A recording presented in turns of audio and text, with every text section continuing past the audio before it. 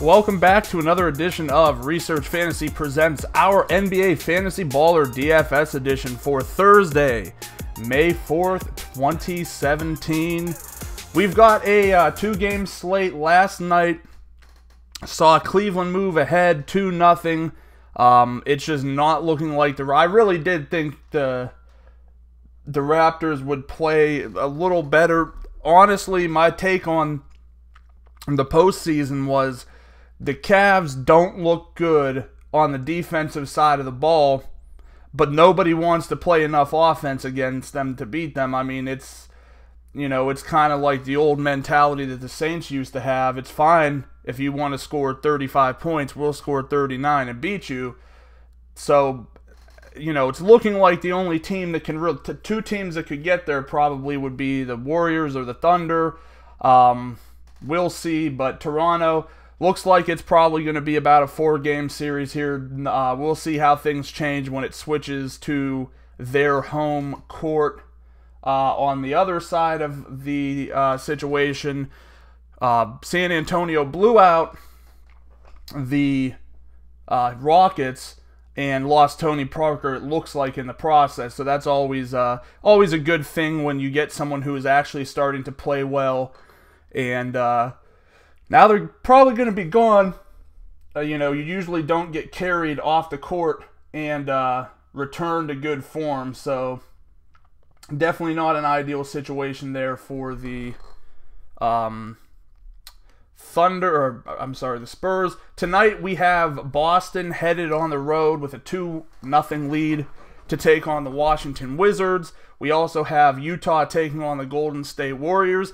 Basically, I could keep this video under 3 minutes if I wanted to, and I won't. I'll keep it shorter than usual, I think.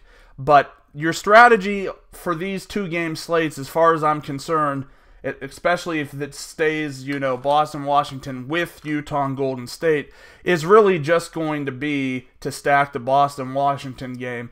You're not going to find very often. I would venture to say that out of the whole game, the only player in the Utah-Golden State game that went 5x or above was Draymond Green, whereas you had several people in the Boston-Washington game, and I understand that it went to overtime, but you had guys that were going to go 5x over regardless.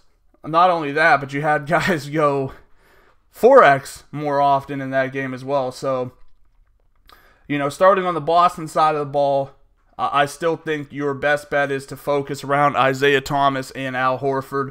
That's the 1-2 punch for this team. Avery Bradley and Jay Crowder, they can come through from time to time with a nice performance, but you're probably looking at like 30% or less of the time it's going to be worth your while. Outside of that, especially on FanDuel, Marcus Smart, the price on him is just absurd. I wouldn't touch him with a 8.5-foot pole. I think that's the old Grinch adage. But I still like Terry Rozier. 2,600. Getting he's carved out like a nice little role for himself. He's not going over and above what you would expect out of someone of his caliber of play, but at the same time, I do think that that he can do enough for you to pay dividends.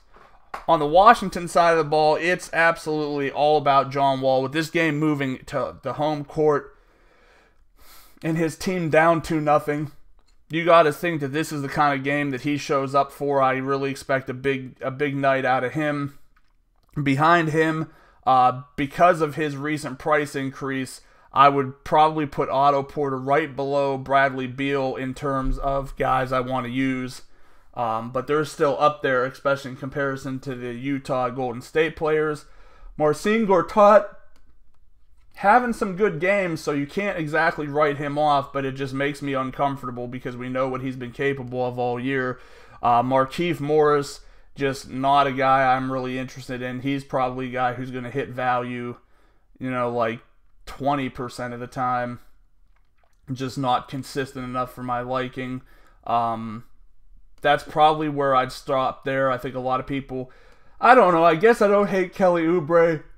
he's priced reasonably well. He's hitting about 6x value. Not a bad plug stopgap if you're taking that approach and you want to fit some more studs in.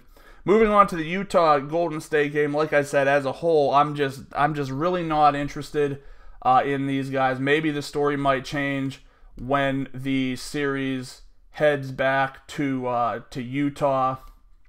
No guarantee that that's going to be the case for me, though. If I had to take some guys out of this, out of this game for Utah, it would probably be George Hill first because of the price, and then Gordon Hayward. I think those two would probably be my main targets. You can always punt with Favors or Joe Johnson or Joe Ingles and maybe even Rodney Hood, to be completely honest with you. But the two that I mentioned are the two that I would want in tournaments just because they possess such a better upside than their counterparts. On the Golden State side of the ball, Klay Thompson, to me, maybe this entire postseason he may have a big game, but he has all but disappeared.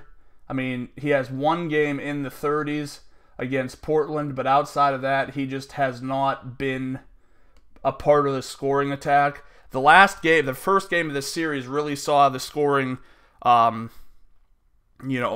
really dispersed throughout the roster, and that's a nightmare for fantasy players because nobody had a good game.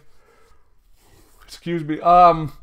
Patrick McCaw. No, not something I'm really looking at. I know he had a big game against Portland, but those were blowout situations.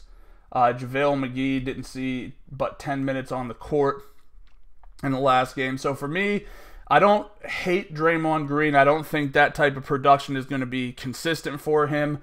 I would pick one of the other, and I said this initially, of either Steph Curry or Kevin Durant, because if production becomes more isolated, you know that those are the two that are more likely than not to have the big game, and that's really what you're trying to look for here.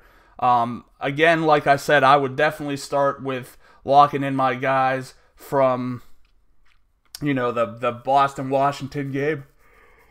And then, if you think there's a guy worth a punt look in the Utah Golden State game, especially someone who is low priced, that's where I'd go next. But otherwise, I still like the idea of stacking Boston-Washington. All right, thanks for listening today. Make sure to subscribe to our YouTube channel below. Head over to researchfantasy.com, sign up for our NBA mailing list, like us on Facebook, follow us on Twitter at Research and Win, and join us again tomorrow.